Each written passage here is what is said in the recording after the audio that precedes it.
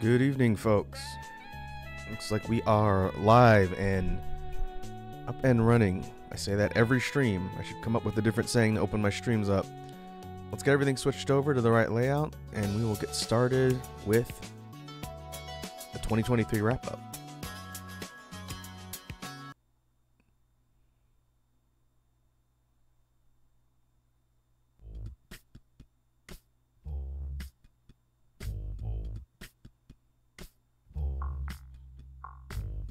Alright. BGM should be going. Let me turn that down a little bit. In fact, let me test that with some of the more recent tracks, since I think those are even louder than some of these old ones. Let me know if things are too loud. I can always fix it on the fly. This is this one.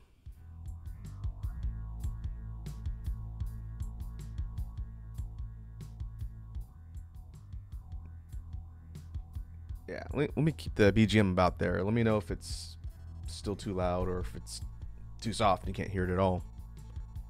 I have my headphones turned down so I don't get distracted.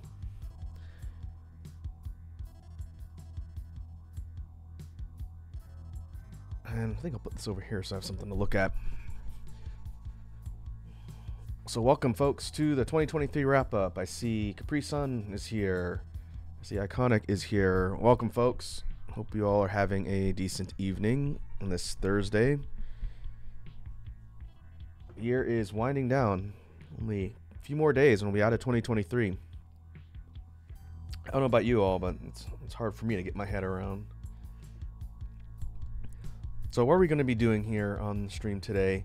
What I did earlier in the week, just to make sure I had a point of reference, I went and pulled up the archive footage for last year.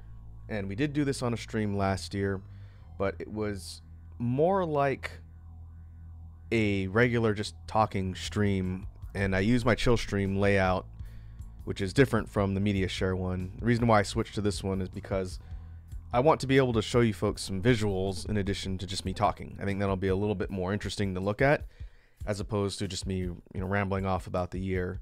And so in a second, I'm going to turn on the slideshow and I'll be able to speak to each of these things that we're going through. And I've done kind of like a chronological recap of the games we played and projects and things that have gone on in the last 12 months. And I'm going to scroll through them like a slideshow, and you'll see that in the background here on the layout.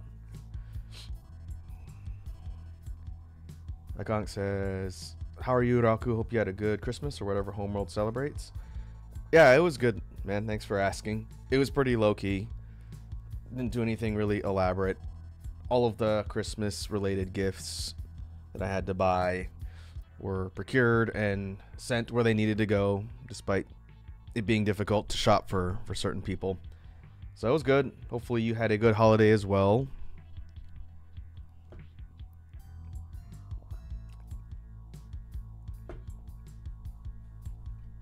With New Year's Eve coming up, I will be off on Monday. That's technically when I have the day off. So I'm working through tomorrow, through the end of the week per normal, and then I'll have no idea what my stream schedule is going to be like Monday. I'll figure it out. It might be like a Wednesday, Thursday, Sunday deal. I will figure that out by the end of the weekend.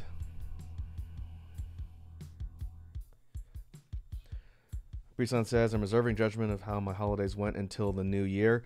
Yeah, I saw you telling the community in Wazi's chat about some stuff. Like, I don't really chime in on the vent channel on Wazi's server, but I do look at it. And so I see the stuff that you folks talk about, but I might not readily chime in, but I did see what you wrote, Capri Sun, so hopefully things turn out better. Yeah, I imagine there's more to it than you told people in that server, and that's fine. I don't. So this is kind of a tricky thing for me because I want to engage with all of you folks and feel like we have a good dialogue, but at the same time, it's challenging when you have a spot like in a community, like a Discord, like our Discord, for example. I don't have like a vent channel just because it's difficult to manage, and there hasn't really been a lot of demand for it. But fortunately, there are other communities that have a bit more of like an outlet, and I think people are more interactive when it comes to stuff like that. But again, what I'll say is that a lot of times when you go through difficult things in life, it feels like you're alone, right? But I think in most cases, I can't speak for every single person I've ever encountered, but when it comes to community and people around you, it's important to remember that you're not alone and that people do care. You know, it's difficult to say that through the internet, I know, but people do care. And sometimes it's difficult to remind yourself to find or remember that those people are out there when things are tough. I'm not a shrink by any means. The best thing that I can do a lot of times is listen. But sometimes that's what people need. To feel like they're heard and feel like people care. And I think we got a lot of folks like that in our community who do care.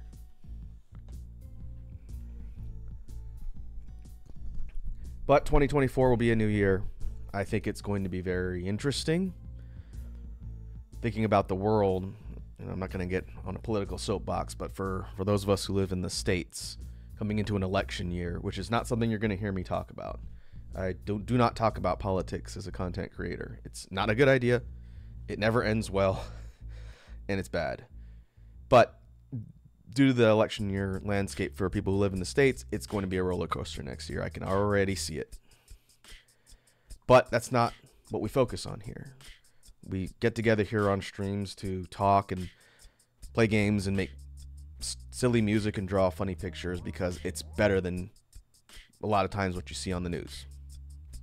You know, you can leave all that stuff and anything else that's bringing down your mood. And when you come here, it should be a chill environment where you can relax and think about something else for a little bit before you eventually have to get back to the real world. Well, it'll be interesting. On the flip side, there's a lot that I'm personally looking forward to in 2024. There's a lot of projects that I'm planning, stuff that I didn't get to this year. And we're going to talk about this as a precursor to the wrap-up stream anyway, so it is relevant. There's some things that I'd like to do in the project side. There's a big project for spring of 2024 that's brewing now. You guys haven't heard anything really about it, but you will. Probably, I want to say February-ish, you're going to start hearing about it. And I'm really excited for that one. It's big. I'm not going to really talk too much about it until it gets closer, but I think it's going to be really interesting results. Another thing that I had set on my list of goals to do this year that I didn't finish because I had to make some changes midstream is a merch store, because this is something that has been mentioned a couple times, and I know more than a couple people have asked me if I'm ever going to have a merch store. And at the time, the answer was yes, of course. But I had to figure out an avenue for that and learn how all that stuff works and what goes into the maintenance and all that. And so I did get some help from a friend of mine, a fellow content creator peer who already has a merch store established and knows a bit more about the marketplace side. And so I actually do have a merch store. It's just not live. So I'm not calling that an accomplishment of the goal. It's more like a half accomplishment. It's going to be more built out. Right now there's only a couple things in there that I've added. And I didn't want to launch with only like one or two things. But the focus of the merch store I'm thinking right now, and it'll depend kind of on some conversations I'm currently having with some other artists. I'd like to have some dedicated design stuff that goes on the merch store, but I've kind of got a bunch of commissions for other things going on right now that I don't want to swamp the people I'm working with. But one design for sure that I can tell you folks about that is on the store now is like a t-shirt design. You can choose a bunch of different pieces of merch to put it on. it is the album art for one of my favorite projects, which we'll talk about a little bit later. But it is the album art for the Neon Night Lounge, the art that Pwups designed for that project. Again, we'll talk about it a bit more when we get there in the slideshow. But that is one of the things that is on the merch store now. So if you wanted to rep the album art for one of my music projects, it is one of the things on there. And depending on some other things, I might be doing that with some other music entries so far. Again, it comes down to my discussions with the artists and whether or not they're comfortable with me doing that. And so I'd like to be able to have some more representation for the music projects, because, you know, like, people buy band shirts and all that. If you want to rep one of my music projects on like a wearable form, that's kind of one thing I'm looking at building out for the merch site. There is some additional ideas I have that are from some of the more specific projects, specifically the Halloween ones. This year's and last year's featured some track art that I designed myself for the different individual songs on the album. If you go back and watch those videos, you'll see like each one has its own kind of icon or something like that. I'm looking at adapting a couple of those because they kind of stand alone as designs as well. And I'd like to put a couple of those on the store. As far as other things, I would like to get some tempo related designs on there. I might do some of those myself or enlist the aid of some other artists. But for the mascot, you know, my main mascot of the channel is Tenpo. You see all over my stuff. I think it'd be cool to have some like little stickers or other things with a good design for Tenpo. So that's another thing that I'm working on. And so with the interest of having a more robust storefront of things that people could potentially choose from, I'm pushing out the launch of that until sometime next year. Hopefully by the middle of the year, I'll feel like there's enough there that I can launch. But when I do that, I'll let you guys know. I'll put it out on Twitter. I'll mention in the Discord. It'll be somewhere and linked like on all of the pages here on the channel and whatnot. That way there's no question. It's taking a little bit longer, but hopefully by the time it goes live, there'll be compelling stuff in there that people can look at. That was probably one of the big goals that I ended up having to sort of course correct a bit for 2023. And I think it'll be a better achievement, or at least thing to get done in 2024. As far as other projects that I am looking forward to in the next year, there is another music project I'm working on that I kind of backburnered due to some other stuff going on at the moment. But I do want to release a music track that is not a BGM track. And I've talked a little bit about it off and on. It is repurposed from a project that I did with someone else, and which is kind of on hiatus for that person. So rather than wait, because it could be years, I'm going to be releasing that track as probably like a single. Maybe I will pair it with something else if I can get another track together, but it is not going to be just an instrumental track. It's going to be an actual vocal track. It's a rap song. It's a really, really stupid rap song. And I've had it written for a while, and the part I'm collaborating with another artist on is done. I just have to do my part and mix the whole thing. It's just been backburnered by a lot of the other projects right now. But yeah, that's something. It's not going to be a big release, but it's something different from everything I've done up till now. I did see a hydrate reminder from Iconic.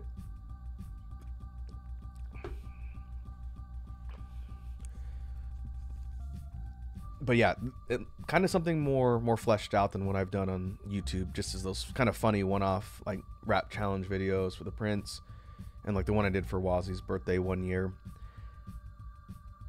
And yep, I see from Capri Sun we do have a stretch.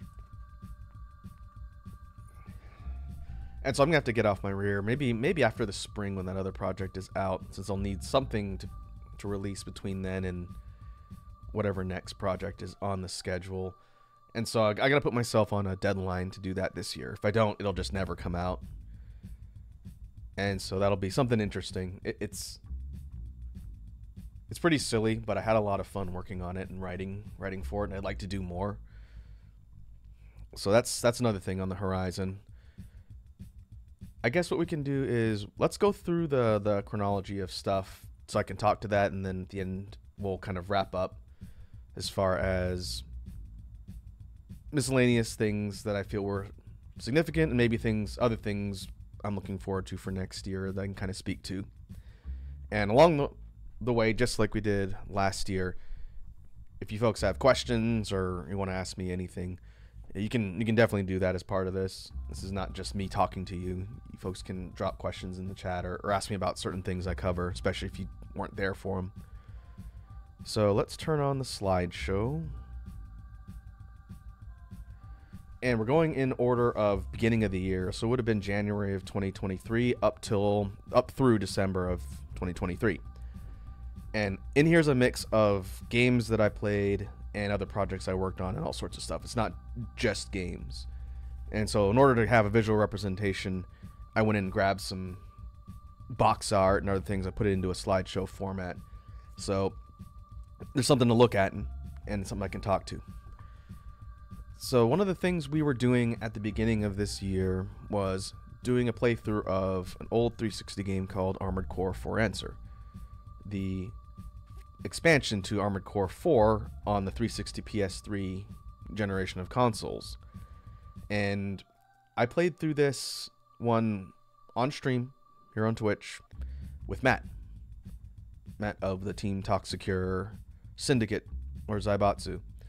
And Matt and I played through Armored Core 4 Answer over several streams, and it was pretty fun since he hadn't really experienced the series much, and this one is one of my favorites. Knowing that Armored Core 6 would come out later in 2023, I wanted to sort of introduce both my community and also Matt to this franchise that was going to be getting a new entry, later in the year. And so 4 Answer is fun. It is a very fast mecha action game. The fastest in the series, I think. But getting a chance to go through all of the mission paths and explain the breakdown of parts and constructing builds and whatnot, as someone who knows the series pretty well and explaining it to someone who doesn't know the series super well, that was a lot of fun. And hopefully it was interesting to kind of watch and see the progression and going through all of the different both missions, and we spent time in the arena fighting against the computer controlled opponents and whatnot. But Armored Core 4 Answer was fun, and we'll see the next one that we did after that a little further down the list. Capri Sun asked, didn't 6 come out recently? It did, and this is what these streams were in advance of, and we'll get to 6. It's on the list. I do want to talk quite a bit about that one, so we'll see that one coming up. But let's go ahead and go to the next entry, and I should be able to just control. There we go. So the next entry in the recap. This is from later in January. I don't have these dates stamped, so it's roughly kind of an approximation going from January on.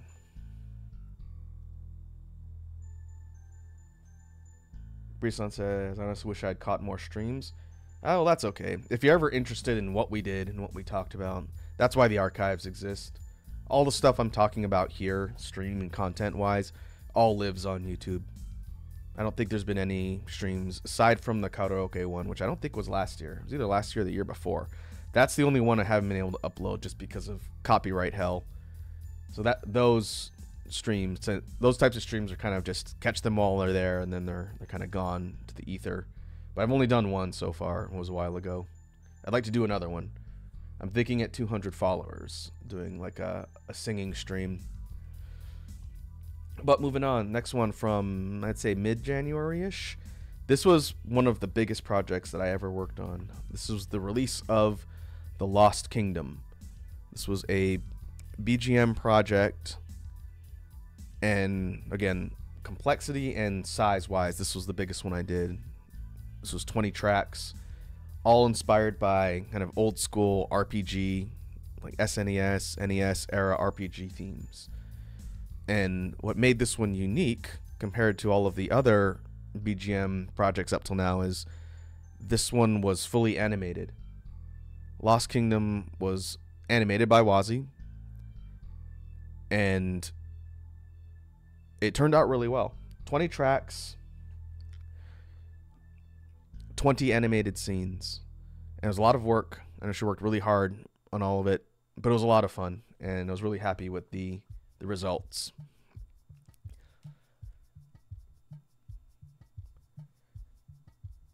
I will say that if you thought The Lost Kingdom was an interesting project and you kind of dig that vibe, then stay tuned for 2024. That's all I'll say right now.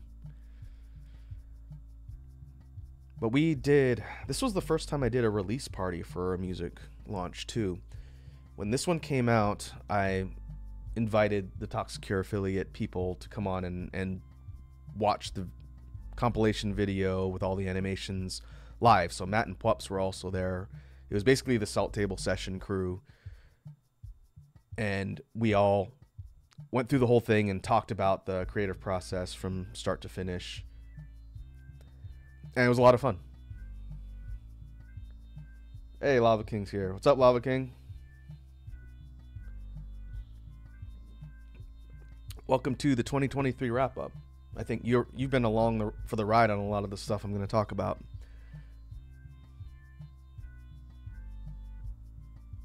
Capri-san asked, Raku, what's the font you used for your name?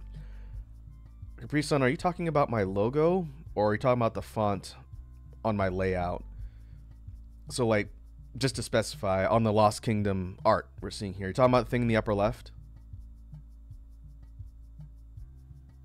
Yeah, so you're talking about the Raku BPM logo? Okay, yeah. So that one I commissioned. I can't do font design at all. And so whenever you see typeset font, usually with the exception of maybe one or two instances, it's me messing around in Photoshop.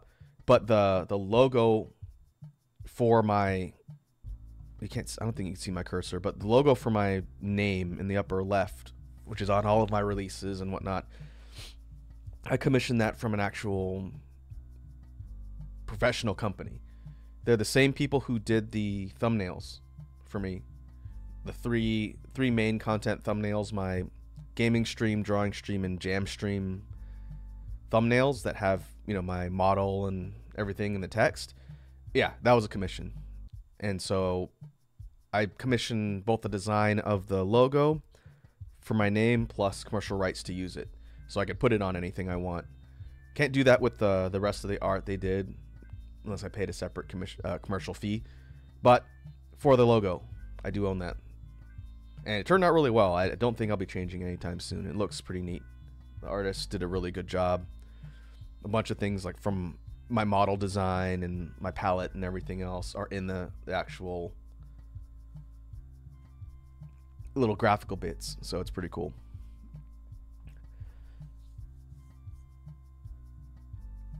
But yeah, so Lost Kingdom was kind of a milestone project as far as the BGM stuff. It was very different as far as trying to write and, you know, compose, quote unquote, compose songs in a style that was, again, taking a page from classic RPG themes and styles, when most of the stuff I'd done had been electronic beatbox type things. So it was kind of a good venture outside the comfort zone. There's a lot I learned and a lot I could do a lot better, but I think it turned out pretty well and it was fun. Being able to have animations that go along with my work is a neat touch. Brisan says, I hadn't noticed it before. I don't really look at the album art and Spotify much. Ah, I gotcha. Well, you'll see that logo on everything. I use it for all my official projects. So this is still January. Let's move on. I need to keep an eye on the time, make sure I'm not spending too long. We'll be here for like 4 hours. Next up, another game we played through here on stream, which I said I was going to do last year, and we followed through. We played through an old game from the PS2 and GameCube era, Killer 7. This is a Grasshopper manufactured game, good old Suda51. Killer 7 is one of my favorite games of all time. It is up there with God Hand, probably maybe 1 or 2 tiers below it. And it is a trip. It is very difficult to describe the experience of watching and or playing Killer 7. But we went through the game start to finish. It took several streams. I want to say like less than 10. But it was a ride. And I would tell anyone who's never seen Killer 7, if you don't know what I'm talking about, check out the playthrough on the channel. There's a lot of folks who were hanging out that had never seen it before, and it's wild. But it was really fun. Very unique and weird. It's a weird game. That's what makes it such a wild ride. The game is bizarre. And I played the Steam remastered version that came out a couple years ago. It runs extremely well. If you're going to play it anywhere, play it on Steam. Because the old original versions, I talked about this when we played through it on stream. I played Killer 7 on the PS2 back in the day, right? Didn't have a GameCube, so I played it on PS2. The load times were terrible on the PS2. Like, really, really bad. Load times for everything. But I played the whole game, and I still loved it. But good lord, that's another reason to play it on PC, because the load times are minimal. You don't really notice them at all. There's a lot of loading screens, but they go in a second. Back on PlayStation, not so much.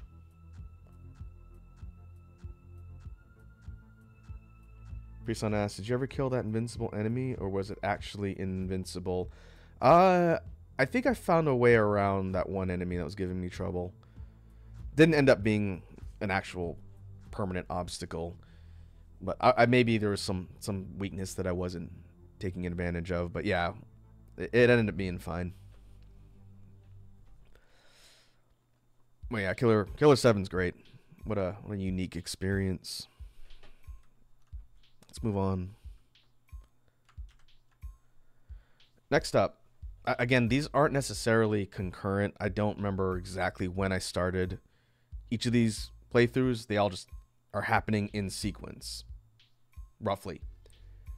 And so at some point after, or maybe at the same time as Killer 7, we played through the Dead Space remake. And I'm a pretty big fan of the original and the second Dead Space.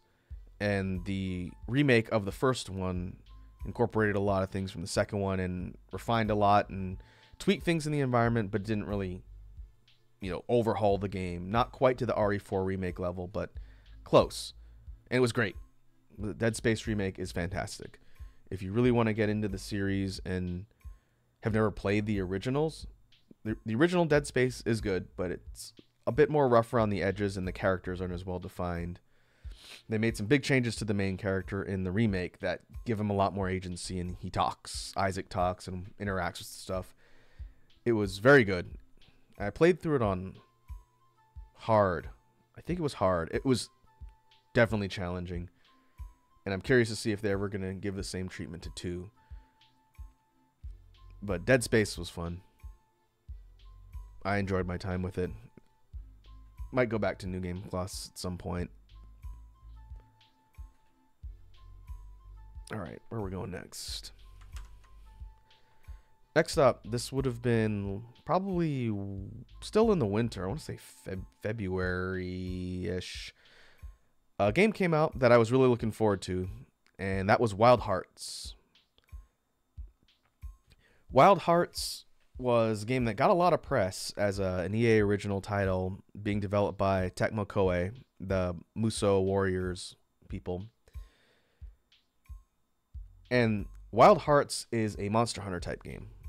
It is very much inspired by Monster Hunter, the same type of core gameplay loop, mechanics, and overall feel, but the setting and a lot of the game mechanics are pretty unique. Oh, I see you have another hydrate from Iconic.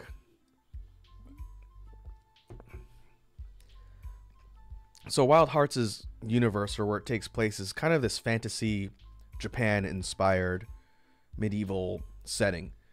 So very much Japanese imagery and themes, and all of the monsters are inspired by yokai and Japanese demons and whatnot. So much less dragons and things you'd see in Monster Hunter.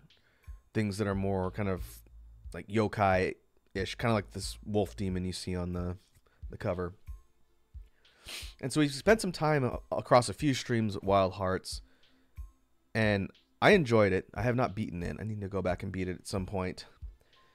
The problem with Wild Hearts and I think really, really hampered its ability to thrive, is it was not a very well optimized game when it came out. I think the console versions on PS5 and Xbox, I think this came out on Xbox too, ran better than PC, more stably. And this was before I got my new parts in my computer that I'm using now, but it didn't run great. The first stream we did was really janky. I had to drop a bunch of settings and drop everything just to get it to run at 30. And it launched in that state, which really was unfortunate for everyone like me who got it on Steam. And in subsequent patches, they sort of fixed it up a bit. I have not been back to the game since the last of the update patches came out. Once I got my new graphics card, it ran better. It still wasn't perfect, but it definitely ran better.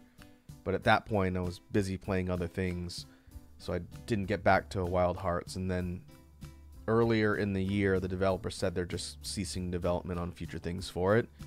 So my guess is EA might have just pulled the plug on their project. They had some DLC and some additional stuff come out, way beyond where I stopped. But it was less than a year before they basically said, yeah, I think we're done with it. Which is a shame. We'll have to see in the future if they ever do anything with this property, because it has a lot of potential. The gameplay was very unique and very interesting in Wild Hearts. The monsters were all pretty cool. The gear was interesting. The story was interesting. It just seems like it was kind of a one and done. So we'll see. We'll see. I always keep my eyes out for Monster Hunter type games. Lava King says, Raku, it's EA. They don't bring stuff back. They put stuff down. Yeah, this is EA Originals, though, which means the involvement of the big EA overlords at the top is a little bit more minimal because it's treated like an indie property. But they very well could have said, hey, if this thing is not doing numbers right out the gates and going absolutely nuts, then we're not going to invest in anything in the future. We'll see. Because they could have done nothing after launch. And if they were really trying to cut and run, or being ordered to cut and run, then it would have been a broken game at launch and never would have improved. And the devs obviously seem to care. I just am a little more concerned that the ownership up top didn't want to invest further. But you never know. We'll have to see. Okay, let's keep going. Next up on the list, following on the heels of the Armored Core 4 Answer playthrough that Matt and I did here on stream, we started up a playthrough of Armored Core 3 on PS2. And this is the one that really got me into the series back in the day. I mentioned I played the original, the first Armored Core on PlayStation, because a friend of mine had a copy. This is way after it came out. This is in the early 2000s. And I really liked it, and I liked it enough that I wanted to play more, so I went to the store, and turns out 3 had just come out. I missed 2. I went from 1 to 3. And because the game is so dramatically different in the 3rd generation from the 4th generation, which is what we played first in Armored Core 4 Answer, I wanted to show off what old school Armored Core looked like. So we played through the entire campaign, Matt and I, of Armored Core 3. And it was a lot of fun, but kind of like Lava King is saying, Lava King says, can't go back to 3 after playing 6. It was difficult going back to 3 after playing 4 Answer, because the streamlined gameplay and everything, it's just a lot more early on. It's still a fun experience, but it's definitely, you could tell, it's very earlier on in the development. 3 generations difference if we're trying to compare 3 to 6, of course. But it was still fun. We played all the way through it. I think Lava King, you were there for a lot of that. You got to see us make our way through the nightmare of the Arctic sub mission or whatever that was. But it was fun. It was a good kind of precursor for Armored Core 6, which is why I wanted to play through it. Alright. Moving on. Next up, as far as big games covered here on the channel, we played through Resident Evil 4 Remake. It doesn't have the title font, but this is a really cool image I found. And this one was another game that was something I was really looking forward to. We had played through RE4 in 2022, I think. The original on PC. The HD definitive version of the original RE4. And I said when the remake comes out, I'm going to play it because it's one of my favorite games. It's top 10 for sure. And RE4 Remake was great. It is a really fun experience that I think improves a lot on the original. I don't know if it necessarily replaces it, but it is, I'd say, as good of an experience in a different way. And I haven't played Separate Ways yet. I wasn't going to do it on stream. I'm going to probably play that one off stream, just at my leisure. But I will be getting the Ada campaign at some point. I've heard it's quite good. I just haven't gotten to it yet. But RE4 Remake was great. If you're interested in all in the RE4 series or liked the original 4, definitely pick up Remake. The entire game feels fresh but familiar. The Mercenaries mode's fun. It's a good time. Ashley is a lot more interesting, and I think she's more than tolerable in the remake. She's obnoxious in the original, but I was more invested in Ashley as a character in the remake. Oh, that one was fun. We spent several streams playing through RE4. We beat it on normal. I don't think we did New Game Plus, but that was a good time. Okay, next up. Next up, we had another game that was kind of a surprise because I wasn't following a lot of the development. We play a lot of fighting games here on the channel, and there'll be more coming up. We'll be talking about Street Fighter 6 further down. But Idle Showdown was a game that I wasn't really paying attention to, and then when it came out, I was definitely interested because it is a HoloLive fan-made fighting game featuring a bunch of well-known VTubers from the HoloLive scene. Lava King says, old Ashley is a 14-year-old built like a 25-year-old with the voice of an 8-year-old. That is very accurate, Lava King. In the original, that's very, very accurate. I think in the remake, they clearly established that she's a young adult. I don't remember if we get her actual age, but she is designed and behaves like a young adult, not a, stereotypical obnoxious child, which is really funny.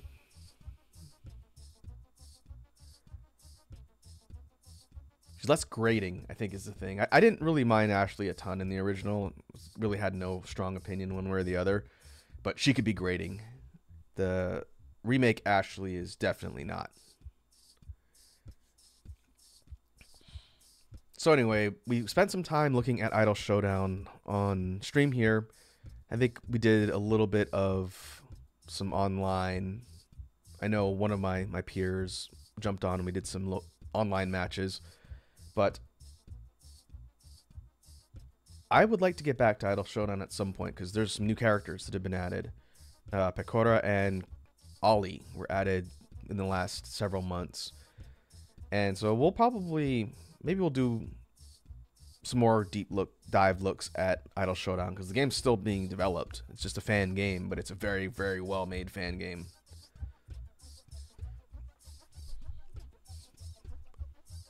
And so Again, fighting games will be a staple here. We'll see what else is coming out. I never did pick up Mortal Kombat. I don't know if I will anytime soon. We'll see. But I got my eyes on Idol Showdown and HoloCure. It's another one that I don't know if I streamed that one this year. We definitely did a lot last year. Lava King says, and the Idol company hasn't shut down the Idol game. Well, Idol Showdown and HoloCure are not for profit because they can't make money off of it. HoloLive specifically, the company that owns all of the talent for the VTubers, specifically amended their fan content policy earlier in the year to allow for games like Idol Showdown and HoloCure. I think they did that just to kind of cover themselves as a company, but the developers of those games had talked to people that work for HoloLive just to make sure they weren't going to get into trouble. And hopefully the company doesn't change its mind, because it's really cool seeing these independent projects thrive. HoloCure is also very well done. I got to get back to that one at some point as well. But we can go ahead and move on. So another big thing from 2023, probably one of the most significant things of the year, is I got to go to Japan for the first time. This was back in March, in the spring. And I got to go experience Japan for the first time with both Wazi and Matt of the team Toxicure Zaibatsu. And it was a lot of fun. It was very interesting going and seeing Japan after reading so much about it. You know, hearing from other content creators and folks that I follow, like Chris Broad and the Trash Taste Boys who live over there, and seeing so much about the country and then experiencing it was very different, but very rewarding. And I don't want to plug my stuff too much, but if you want to see what we got into, in case you didn't see it at the time, I made a travel vlog, which with footage of us running around Japan and seeing stuff, and that's up over on the YouTube channel. It's kind of a condensed series of videos and clips and snippets from each of the cities we stayed in, but it was a lot of fun. I definitely am looking forward to going back in 2024. That's one of the big things on the horizon that I mentioned. But yeah, Japan was a blast. I would say if you're interested at all in the culture, it's a good place to go check out. You gotta do a bit of research, and it's not cheap, of course. But if you can, I'd say get over there and experience Japan. Alright. Next up. Continuing on the trend of well-known games that are owned by Capcom, which is a lot of the stuff I play, apparently. We did a playthrough of Devil May Cry 5. This has been on my list forever to actually play through and finish. And originally when I tried to stream this, closer to when I debuted, it didn't run too well, my original hardware. So when I got my newer graphics card, I had no issues running the game. And so we played through, start to finish, of the base game. We didn't do the Virgil DLC. We played through the base game, and it was a lot of fun. I know the game is good. I just hadn't got a chance to play through it from start to finish. And it was decently challenging. We played through on normal, I want to say. But yeah, solid experience. If we don't get another Devil May Cry game ever again, which hopefully is not true, it's a good note to go out on. The glaring faults of the more recently released Bayonetta 3 became a lot more apparent after I played through 5. Again, Bayonetta 3 seemed to take quite a bit of inspiration from 5 since it came out after. And I still enjoyed that game on the Switch, but I think Devil May Cry 5 is a better product. It's more polished in general. But we'll see what the future holds for character action games. I'm sure, well, with Kamiya leaving Platinum, I don't think that really changes their properties, but Bayonetta was one of his big projects, so guess we'll see what happens.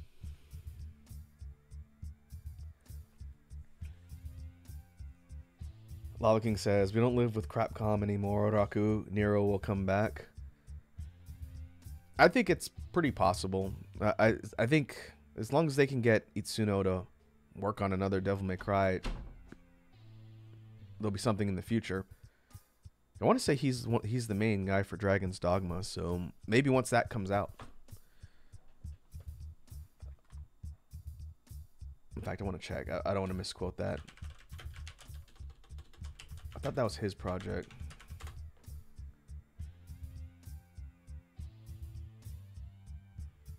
Yeah, okay. He worked on the original and he's working on the new one, I believe. That's another one that I've got my eyes on for next year. Doesn't have a release date yet, but it'll be sometime in 2023, I think. Hang on, another stretch from Capri Sun.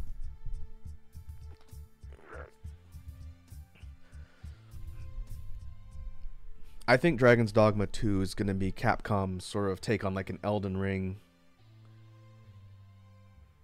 open world RPG. I've played a bit of the first one. It was good, but it didn't really hook me. I think I need to play it more. I have it on my Switch.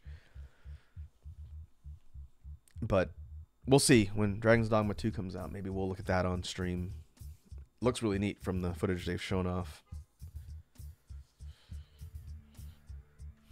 Moving on. So this is something I talked about earlier on stream. This was, I want to say, spring of this year. This is another kind of unique project that I worked on. We had the launch of the twin albums. There was Far Future Days, which is the upper corner with the sun, and then Neon Night Lounge, which is in the lower corner. Two albums, two different styles of BGM tracks, which is not something I'd ever tried before. The first one I consider in the release order. They came out at the exact same time and everything launched at the same time, but to me the Night Lounge came first as far as the order, just because it goes from a lower energy level to a higher energy level with the second one. To me that makes more of a logical progression sense, but they're not connected. They're two separate projects. Neon Night Lounge was a bunch of down-tempo, mellow, kind of chill tracks. A lot of things inspired by trip-hop, lower-tempo, EDM, a little bit of jazzy type stuff, and still electronic. And Far Future Days was more up-tempo, electronic dance, techno-ish, kind of more fast-paced, your quote-unquote standard dance-ish type stuff. And what made this series of albums unique is that I collabed with two artists for the two albums, one each. The Neon Night Lounge featured art and characters designed by Pwups. I talked to them early on and said, hey, do you want to design some characters and some scenes for one of my projects that we can put into the compilation video, and then people will be able to see the characters? And they agreed. We set up an arrangement, and that one was off and running. For Far Future Days, I got in touch with Banani, also of the Toxicure cinematic universe, and I asked her, I said, hey, I'm working on this other project. Would you like to do some concept art and the album art for that one? And so Banani said yes. And so basically I was working with both artists separately. And then I took the art from both artists and put it all together into two separate videos for each of the releases. And then we got together on stream for the launch party. I was on both with Pwups and Banani, and we watched the videos for the Neon Night Lounge, and then we watched the video for Far Future Days in that order. And those two had not heard the tracks beforehand. In general, when I work with people, and the only exception would be when I worked with Wazi for the Lost Kingdom. Any other time, I don't let the artists I'm working on hear the songs in advance, so that can be a bit more of a surprise when we actually watch them on stream. Iconic says, be right back, gonna eat. Alright, enjoy your dinner. We will keep trucking along. We'll be at this for a bit. Where are we in the list? I'll check my folder. I want to say we're close to halfway. Let's see, view. Oh yeah, this is exactly halfway. Halfway on the slideshow, at least. There's some other things I want to talk about that are related to stuff we've been doing all year.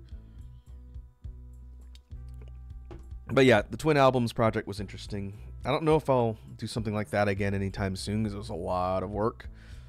But it turned out pretty well. I think people enjoyed it. Of the two, I think people seem to like the lounge more, which is interesting. I do want to do another chill album at some point. It's going to be in between some of the other major releases. And I'm working on another one. This is just in case people hadn't heard me talk about it before. There is another higher energy electronic type of BGM release coming up. It's the next one on the schedule. And that one is tentatively scheduled for release before the end of January of next year. So soon. It kind of depends on the commission stuff I'm working on for that one. But that project is called Titanium Forest. And there's a trailer for it, or teaser rather, on the YouTube channel. I think people have seen it because I put it on the Discord as well. But that one I'm looking forward to. We'll do a similar type of release party for that one. I don't know if I'm going to have the artist on because they're only working on the cover art, really. We'll see. I haven't figured that out yet. But for sure, I will be showing off that album on stream. So if you want to tune in and hear some of the creative process behind the music stuff, we'll be talking about that. But we don't have a release date yet. It's possible it might get pushed into February, but right now I'm still trying to shoot for before the end of January. Also of note, because we're talking about merch, the design here you see in the lower corner for the Neon Night Lounge, that's what's on the merch store. Fits pretty well on a shirt. Okay. Next up, we had the launch of Street Fighter 6. I was really looking forward to this one. Having played a lot of 4, completely missing 5, I was really looking forward to 6 when it came out. And I haven't played it much recently. I need to go back and grind some more. But we spent several streams looking through the character lists, playing the World Tour mode. And then the last time we looked at it was when the DLC character Aki had come out. I think I'm going to pick up as a secondary. Street Fighter 6 is great. It is a very well-made game. The amount of content that it's got for single player and whatnot is definitely more so than 5, which is a big criticism I heard for that one. But they're still working on more DLC characters for 6. The next one who comes out has not been announced as far as a release date, I don't think, unless there was one at the Game Awards. I think Ed is the next one. It was... I'd have to go back and look. It's been a while. But chances are I will be looking at 6 again at some point. We'll see. Love King says, I don't like the ballerina girl because she took judo away from Abel. Hey, you never know. They could bring Abel back at some point. We're talking about Manon, I think is her name, the French lady. She's vicious. I think that's one of the higher tier characters that people play. She's brutal. I don't know how to play her, but I know she's quite popular.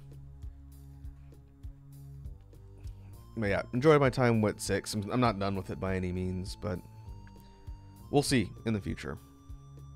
At the very least, looking at the cast when DLC characters come out is not a bad idea, but I really wish I had more time to practice. Alright. Next up, another game that we looked at over several streams is Halls of Torment. One thing I guess I've kind of just fallen into over the last couple years without even realizing it is I tend to play a lot of games that are within the genre of bullet heaven games. Starting off with Vampire Survivors, which we played a lot of the year before, or last year, I think it was. last year, played a lot of Vampire Survivors, and then we started to branch out into other games within that Bullet Heaven genre. I know we were talking about with Capri Sun one time. We were talking about 20 Minutes Till Dawn. It's another one that I need to get back to at some point. Other games like Nova Drift, Hollow Cure, games that all function around character upgrades, wave-based shooters, and power-ups and all that. Roguelite, as they call them. Halls of Torment is very much that, but with the whole aesthetic and setup of like classic Diablo 2. Which, interestingly enough, I think I was playing this one right around the time Diablo 4 came out, and this game was far more compelling to me. It's fun. It's an early access game on Steam. I think it's a couple bucks. It's pretty cheap. And I did not check out the latest set of things they added because I just haven't gotten to it. But Halls of Torment is really fun.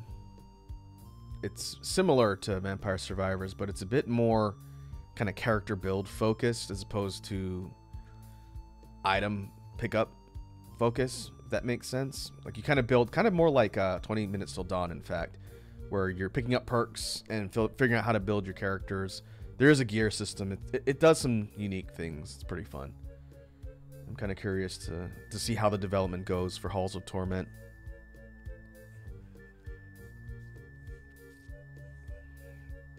All right, let's see. Next up, we did a lot of indie games over this last year, I'm noticing. Another one we played through over several streams is an indie game from a few years ago. It's not super new, but it's called Into the Breach. And Into the Breach is a pixel art styled mech turn-based strategy game. Kind of similar in interface to something like Advance Wars, but the way you play on maps is not the same, but similar vein. And this one had been on my list for a while because I think it was Wooly of Wooly Versus. I think I watched him play through it a little bit, but Into the Breach is fantastic. That one is in the top contenders for my game of the year, I think. Kind of depends on what you take into account. But I played a lot of this. In addition to on stream, I picked it up on the Switch because I can play things more on the go. And I've put a lot of hours into the Breach on the Switch. I haven't unlocked everything, or gotten all the achievements, but I played a lot of the game. A lot more than I did on stream, in fact.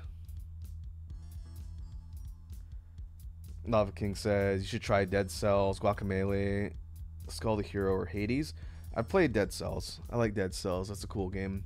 Hades is on my list, too. We'll see if I get to it in 2024. I did tell Wazi that since she really likes that game, if she wants to go host when I play Hades, she's welcome. So we'll see. I'll play through it before the second one comes out. Capri Sun also says, if you have Netflix, it's free. Okay. Yeah, Into the Breach is made by the FTL folks, same company. Which I never played FTL, but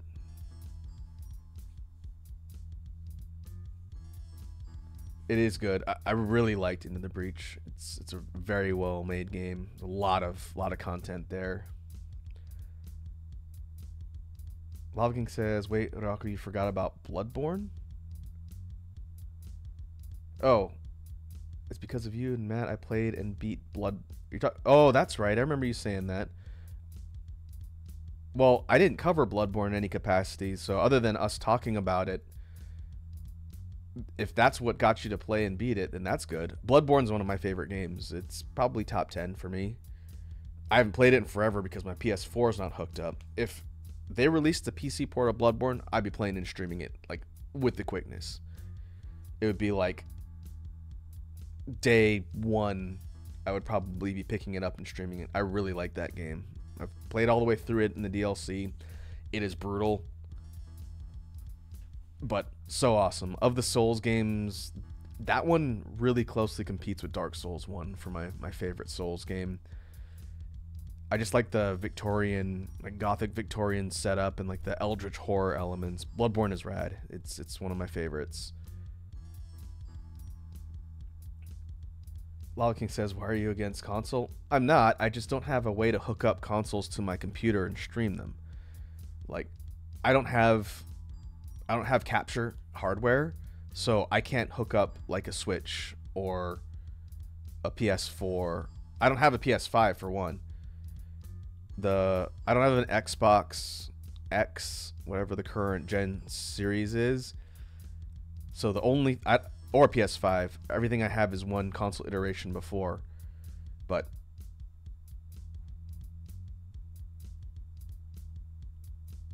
that's the main. If you're asking me specifically, Lava King, that's why I don't have anything on console really.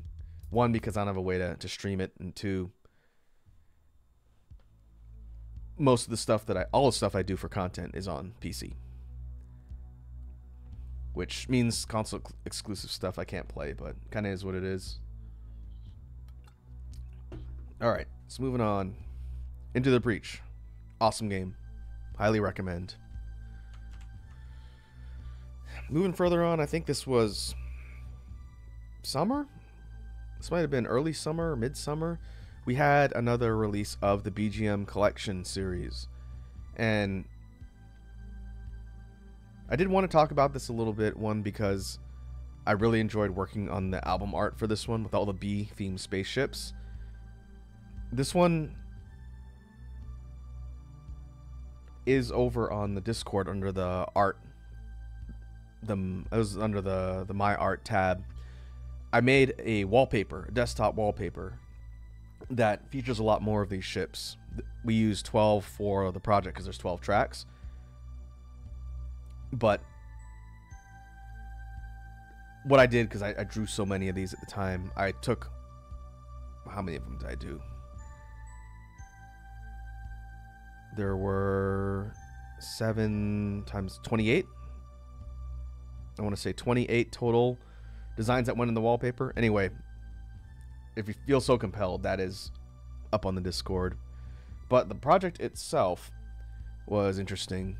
This was the first BGM release to feature tracks done on stream that primarily used the synthesizer. In fact, all of them, I think maybe with the exception of 1 or 2 early ones, all of them involved use of the synth for the creation of the BGM tracks, which has become a staple now, I know, but I did want to call attention to the release since there's some really good tracks on there. I know the one that Capri Sun named is on there.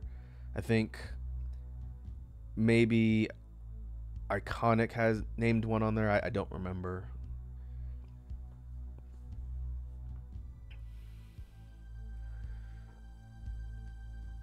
But there'll be another one of those in the future.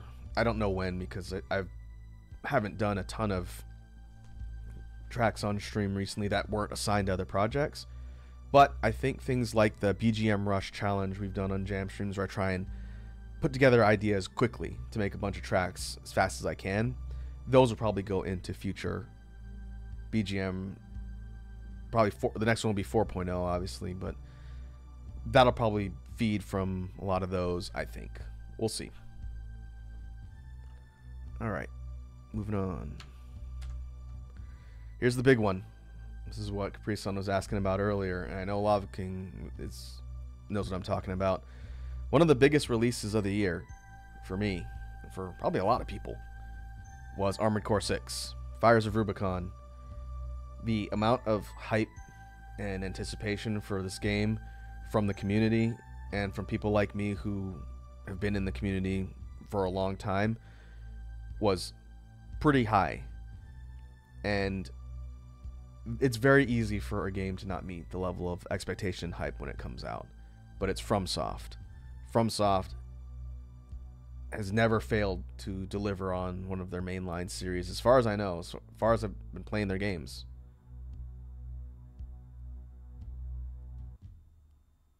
But Armored Core 6 absolutely lived up to my expectations for it. Pre-Sun says, I don't think I got to see you and, was it Matt play it? Matt hasn't played Armored Core 6 as far as I know. I don't think he's bought the game yet because he's got a big backlog of stuff. And I did tell him that he needs to play through it at some point, which is why I didn't bring him on for 6 when I played it. So it was just me by myself streaming it. But I really enjoyed Armored Core 6. I'm not done with it by any means. I got 2 of the 3 endings, so that's 2 full playthroughs. New Game Plus, and then New Game Plus Plus, and it's New Game Plus Plus Plus. No, regular playthrough, New Game Plus, New Game Plus Plus is the 3 endings, I believe. And I haven't done the 3rd one. I'm in the middle of that playthrough when I stop. But yeah, I could spend an entire stream going over why I liked Armored Core 6 so much. Yeah, you're right, Lava King. It's the plus plus one I haven't done. I'm like halfway through it. Preson says, I thought you played it together. Not 6. Matt and I played 4 Answer and then 3 on stream. But 6 I played solo. But again, not to spend too much time just on how much I loved 6. So much of what they did was absolutely a step forward in the evolution of Armored Core. And the idea that such a well-known franchise in the niche community side came back in this year of 2023 is insane. I didn't think we'd ever see another game again because it's been 10 years. But it is solid. And I think it got a lot of people who'd never even heard of Armored Core, people who started playing FromSoft games with Dark Souls or, Bloodborne, didn't even realize that they had a long-running series that they just hadn't done anything with recently. That doesn't mean everyone loved it, but it has overwhelmingly positive reception, which is good. And it won at the Game Awards. Armored Core 6 won Action Game of the Year. That's insane. I never thought that would happen for an Armored Core game.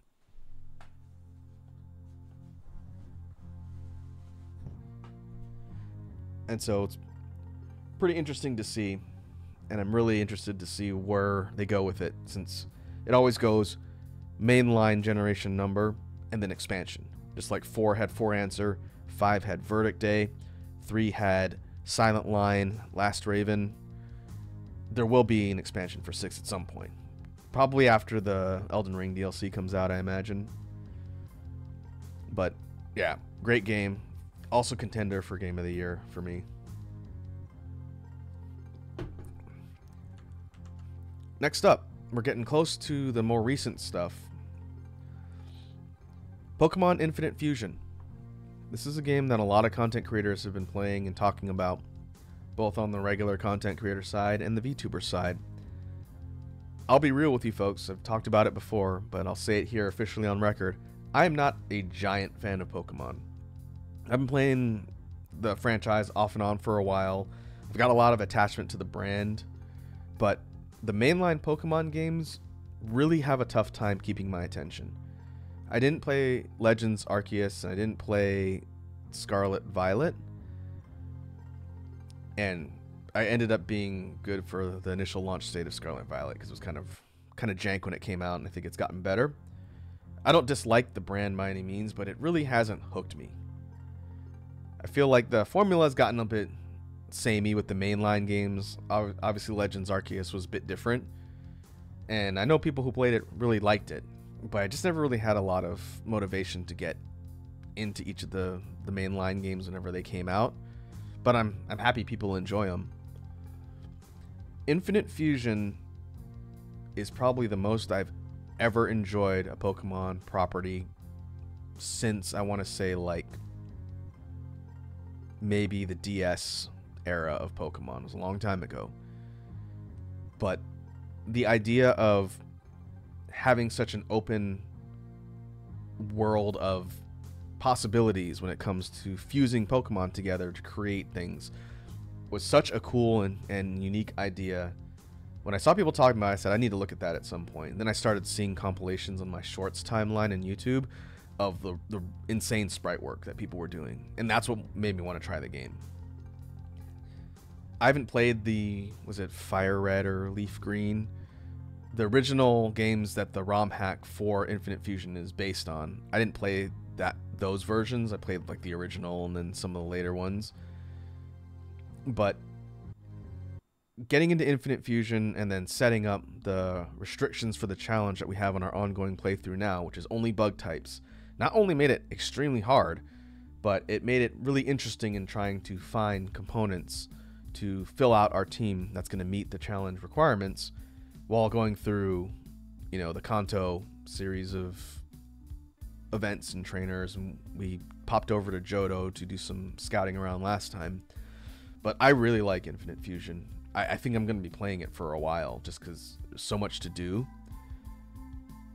But that was one that's kind of surprised me a little bit, but everybody I know is playing it in some capacity. I know Wazi's done a playthrough, Matt did a playthrough, a lot of people. And each playthrough is pretty unique too, because you can do things like randomize spawns, randomize trainer, Pokemon. You can set challenges like a type challenge like I did. You can do a Nuzlocke. Nuzlocke Pokemon Infinite Fusion is pretty nuts, and a lot of people do that. It's just a very fresh take on the formula, and it's using like a base set of assets from games that came out already, but all of the fan and community created content is what makes it so fresh and unique. And like I've talked about on stream before, Infinite Fusion got me involved in the asset creation. We've done it on several streams so far. Probably the next drawing stream might go back to that a little, but I got into creating fusion sprites for the game. I'm still actively working on it. I will say that right now I don't have anything in review. The one I finished just got approved and is going to be added probably next year. Lava King, if you're still here, the one that you recommended on stream one time, it was the Kecleon Gengar. That one is finally done. Probably the most ambitious thing I've attempted so far. It took a lot of fine-tuning and comments till it was ready. But that one will be in the game at some point. Again, probably because it's a month off. Probably January's update will have that one because it got approved in December. But that one was done. I got to figure out what I'm going to submit next. I might do the one that Iconic. I think it wasn't Iconic. Maybe it was. Who was it? I don't think it was Capri Sun. Whoever suggested the Roserade Vulpix. I honestly don't remember. I can go look at the VOD and see who it was. Someone here recommended that one. And so I did that one on stream. It's a lot more simple than the Kecleon Gengar one, I'll tell you that. But that one's pretty much ready. I might wait till I can do the Roserade Ninetales version and put them both in submission at once to make it easier. Oh, maybe it was Sourlad. Maybe Sourlad suggested that one because I think Iconic had like a Nincada fusion. Whatever Iconic recommended, I have to go back and pull it up so I can work on it too. It's all in the VODs. But yeah, Infinite Fusion has been a lot of fun. I know we don't make progress super quickly in the game, but I like just running around and seeing all the crazy stuff people have made. And then trying to come up with things that are going to get us through all the fights. We still haven't fought and beaten Blaine. Because we stopped to sidebar and go look around in Johto for more fusion components. Fire type. Really bad for bugs. Really bad. Priestland says, I don't think I've caught many Infinite Fusion streams. Yeah, there's been a bunch of them because I tend to do it. I was doing it weekly for a bit, and then we've been mixing things up with DSP recently. But I try and make a little progress each time. I know it might be frustrating for people that want to see me get through the game faster, but I'm taking my time with it and enjoying all of the things. Oh, I see. Capri Sun says, I don't think I've recommended any, but I enjoyed it last time. That's fair. And next time I do a drawing stream where I'm working on the Infinite Fusion sprites, that's when I ask for suggestions from the chat of what to draw. And so next time I do one, if you're around, I can show you like how we went through it, selecting the components and whatnot. And then we can go from there. Because a couple of the ones that you folks have suggested have been approved. And that's always fun. It's an interesting challenge. All right, we're getting towards the end of the slides. Next up, a game that I'm still playing through now too, just like Infinite Fusion, Blasphemous. Started this one a few months ago, and again, not really going at a high rate of progression because I don't stream this one every week. But Blasphemous is cool. It's hard. It is a very hard game. The Metroidvania, kind of Souls-like, Souls adjacent, I would say. But the art and imagery of Blasphemous is really cool. We're pretty close in the last fourth of the game, I would say. But I've enjoyed my time with it. It's, like I said, it's hard, but it's a really cool, unique kind of universe and world. And I'm interested to see where it goes. But it is not subtle. I'll say that. It's definitely not a subtle game.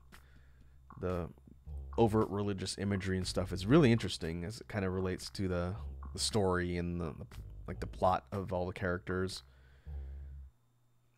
So yeah, we'll finish Blasphemous eventually. I don't know if I'm going to do the second one right away because the second one came out earlier in the year, I think. But we'll see for the future.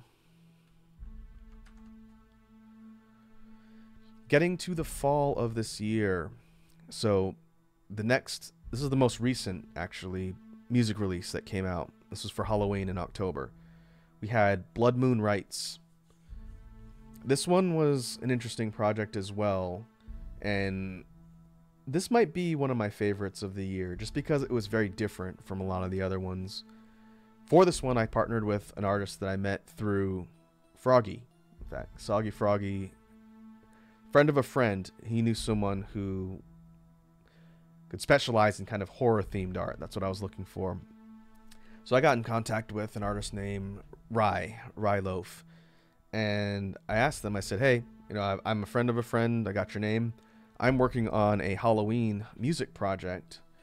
Would you like to do the cover art for it? Having looked at their work online, and again, it was very like body horror, Eldritch-ish, very much within the vein of what I was looking at for the project. And they said yes. And that particular artist worked pretty quick too. But the end result was the cover art you see here for Blood Moon Rites. Kind of an occult ceremony. You have my model in the middle and a bunch of cloaked cultist type figures all the way around. And then being summoned out of the ethereal portal on the top is a demonic version of my mascot Tenpo. And so it's very different in vibe and aesthetic from everything else I've done so far. But the art itself turned out really well. And I ended up doing track art icons for the individual tracks. And then I also partnered with another friend of mine, Bits, to do some concept art for the project as well. And so there's some scenes in the video we did for YouTube that features some concept art and scenes that Bits did, which also turned out really well. And so Halloween was interesting. The music stuff itself was definitely still experimental and kind of built off of what we did last year. I feel like I took a lot of lessons learned from that and Lost Kingdom to kind of refine and clean up some of the audio issues and overall come up with some better sounding tracks as far as audio fidelity, but also experimenting around with kind of like the dark horror ethereal type of stuff, something I don't really do around Halloween. But yeah, Blood Moon Rites turned out well, I think. It was a fun project to work on, and I don't know what I'm going to do for Halloween next year, but I'll figure it out. Next up, this is the last thing on the slideshow for content. I've still got some stuff to talk about, so we're not done yet. But the most recent thing that we started playing through here on stream was current early access indie game Dyson Sphere Program. Again, we just streamed this a couple days ago, so I imagine it's not unfamiliar to most people. But this game is very high up on my list for games of the year. For time spent, for sure, this one, if we're going purely based on how many hours I've spent in a game just this last year, this one would win on sheer quantity. But overall, I think Dyson Sphere Program is very, very interesting, especially with the PvP or PvE update that came out that we've been talking about with the Dark Fog. I haven't gotten to the end game yet. My offline save that I've been playing parallel to our stream save is further, but hasn't even gotten interstellar yet. It's still interplanetary. But Dyson Sphere Program is very interesting. And this was the first game of its type that I've done on the channel. We've done a lot of action games, a couple RPGs here or there, a lot of fighting games, and a lot of stuff in that realm. But the automation factory sim type games like Dyson Sphere Program or something like Factorio, another one of my favorites, or Satisfactory, which I haven't played, that's not a genre I've really covered. And my concern was that because they're very technical and they're not, I would say, not boring, but a lot of stuff doesn't happen quickly in an automation game. The gameplay all revolves around experimenting with the tech and trying to find the best way to optimize your build sites to get things to run. And so I kind of took a bit of a risk in showing this one off, but I felt like I could at least speak to what I think is interesting about it, which is why we started playing Dyson Sphere Program before the recent update. And then my thought was, once the PvE update happens, then it automatically forces the game to be more interesting because you're being attacked. You've got a hostile force you got to fend off in addition to just researching your tech. And so hopefully that's been interesting for folks to see, because again, it's a very different type of game than I'm used to covering, but I've really been enjoying trying to talk through and show the progression on stream because I'm still learning. The game is very, very fresh with the update. There's stuff in there I've never seen. And so going into 2024, Dyson Sphere Program is going to be a mainstay. I will make a judgment call if I feel like we're at a point where it's not interesting anymore, but we're not even to the mid game on our stream save yet. We are still coming out of the early game and we're transitioning closer to the mid game. But as we start getting off the planet, which I think is what we ended on in the last stream, once we start getting to other planets and then building up resources to get further up to streamline and automate logistics, you're going to see the game open up a lot. And in between, we'll be fighting the hostile enemy alien robots, trying not to get blown up. And so there'll be more Dyson Sphere Program, at least weekly, unless I need to change up something in the schedule or alternate in one of the other games, but mostly weekly, at least a stream for DSP. That's the plan for right now, and then we'll see. And let's see, let's just recycle back to the beginning. So that's the pretty broad stroke coverage of the stream content and playthroughs we've done over the last year. Mixed in with the games we talked about here were ongoing playthroughs of stuff that we've picked up off and on. The biggest is probably Monster Hunter. Every year I've streamed as a VTuber, I've been playing Monster Hunter off and on. That is also not going to change. We got the announcement this year, of course, at the Game Awards for the next Monster Hunter title, which is due out in 2025. And so, like I mentioned, the last time I streamed Rise, which was a week or so ago, I said, between now and when Monster Hunter Wilds comes out, it is my goal to do everything I want to do in Rise. And so you'll see sprinkling throughout, 2024. Here or there, we'll be jumping back in with Monster Hunter Rise and working on a new build or a new weapon or something. And so, in case people were wondering, Monster Hunter's not going to go away. It's going to be a mainstay on this channel, probably until I stop streaming, which I don't know when that's going to be. But it is my favorite series, and there's still so much to do in Rise. So, here or there, we'll be checking back in on our ongoing progress. And then when Monster Hunter Wilds comes out, I'll be diving into that and probably streaming that a lot. Pre-Sun says, good, I'd miss the Monster Hunter streams if they stopped. Certainly missed them before I came back. Yeah, and they were off and on for a bit, and then we started mixing in other things, and they became a little more sporadic. So maybe once or twice a month-ish. You can expect to see me streaming Monster Hunter. Just trying to chip away at the overall progress between now and when the next game comes out. And then there's some of my friends are also playing it as well. I know Ramen was playing through.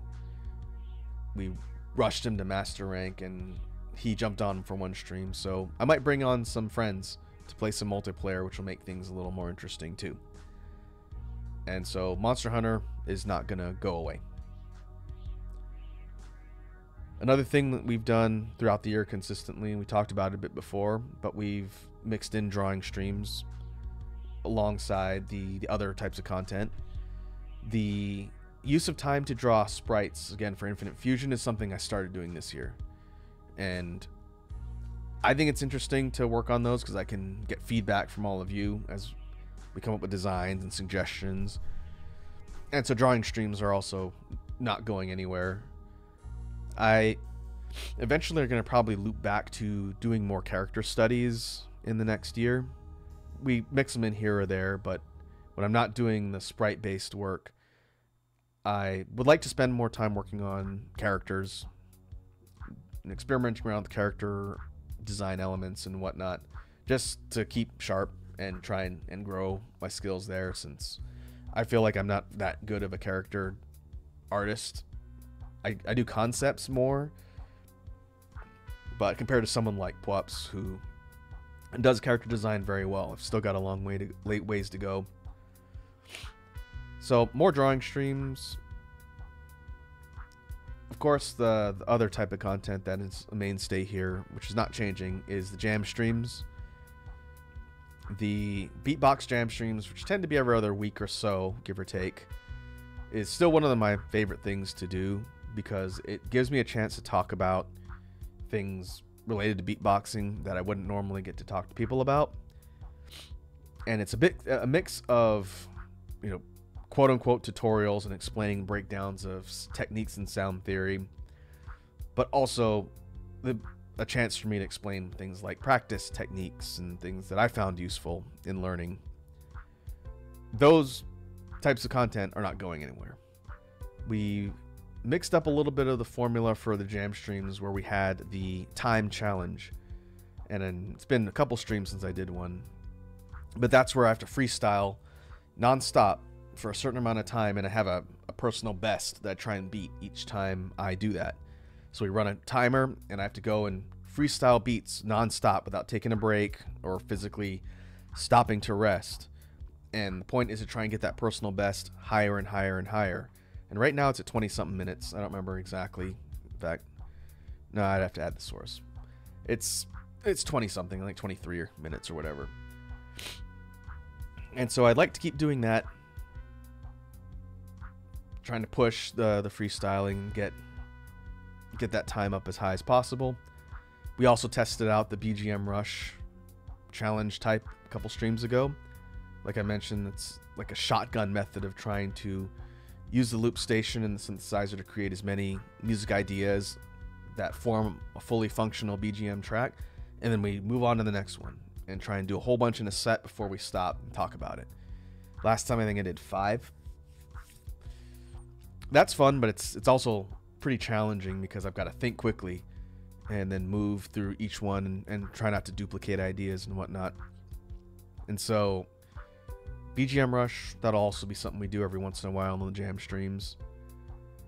And then just in general, the idea of collaborating and asking for suggestions and ideas from the chat when I'm out there noodling around on the loop is definitely going to be something that we continue to do on into the next year. Thinking out further ahead as far as things that I'd like to accomplish content-wise in 2024. So this is not really a New Year's resolution, but more just things I'd like to do and the types of things I'd like to do when it comes to streaming and content in general. I have been tinkering around with the idea of starting a review series. And the reason why I haven't really done it yet is because it most likely is going to require working with an editor. And I am not a great editor. And that's the main reason. I would like to do like an on-again, off-again video series for YouTube. It's not for streams, but for YouTube specifically, where I take something that I've played or some sort of product. Oh, I see Iconic's back. Welcome back, Iconic. Hope you had a good dinner.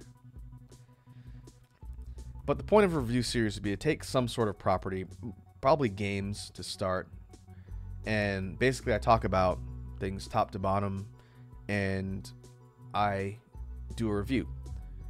I don't know if it'd necessarily be a quantitative review where I give like a grade or a number or something like that, but it mostly be kind of a deep dive for me to talk about pros and cons of, X property. If we're looking at a game, okay, I played through the game, what did I think about it? And so that's an idea I've been toying around with, but I don't know quite how I want to attack it just yet. Got to have some discussions with some other people who might have more editing chops than me, and if I can work something out, then maybe we'll be able to do something like that. But that is something I'm thinking about. We'll see how it pans out for 2024. Another thing that I've been toying around with that's much more likely to become something that we do for content here on Twitch is a recommendation series. And I've talked about this before. I haven't really gotten to a point where I have something I can present yet. But I'd like to do a series where I recommend properties or products or something to all of you folks. It's kind of like an interactive discussion. I'm not talking about like a sponsored thing where, I say, hey, go play this game because I'm being paid to promote it. Not that so much as things that I find interesting that I want to share with all of you folks as part of my community. And the biggest thing that would most likely apply to would probably be music, first and foremost, because like we've talked about here on the stream, I listen to a lot of music. And I like talking about it and talking about why I think people might find certain artists or whatnot interesting. Capri-san says, Raku, rate this house and whether I should buy it. I am not a real estate agent. I don't want that responsibility on my shoulders. But I see, because I said properties. But properties like product or item. And so kicking around ideas in my head about what format I think would be cool or that I'd like to do. I'm thinking kind of like, like an IP. Exactly. Some sort of property / game / music, whatever. Because the biggest obstacle in my way when it comes to things like music is copyright. DMCA. Here on Twitch, it is a bit of a minefield. On YouTube, it is even worse as far as being careful about copyright. And so what I've kind of tentatively decided on as far as a format for presenting stuff and recommending stuff to all of you would be like a presentation. And for those of you that work in like a professional environment, have to deal with PowerPoints, I know you're going to roll your eyes, but I did that for Japan. And it seemed like it went over decently well. But for music specifically, I can put together a presentation that shows, visual examples of things like the artists and things like albums, songs. I can put all that together in a presentation and then use links within the presentation or like a supplemental thing afterwards that people can go and actually look at the stuff I talk about. I can't show videos. I can't play music. But if they're an established artist that has their work on YouTube, then I can link people to where all that stuff is and say, oh, here's the companion document to my presentation. You wanted to see what I covered here with song A? Okay, here it is on YouTube. You can go and get it. And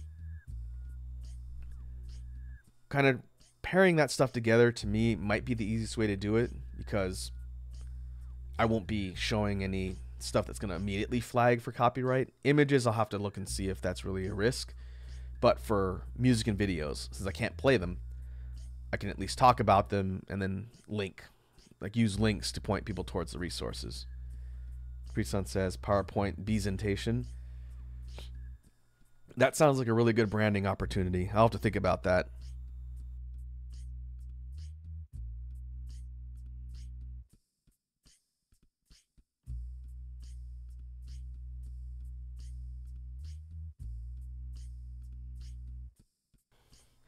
But as far as like an actual format type for the content, for recommending stuff, again, I'm doing some brainstorming and thinking about best ways to show that. But I think it would be at least interesting information to put out there, and you folks can tell me if you find it compelling or not.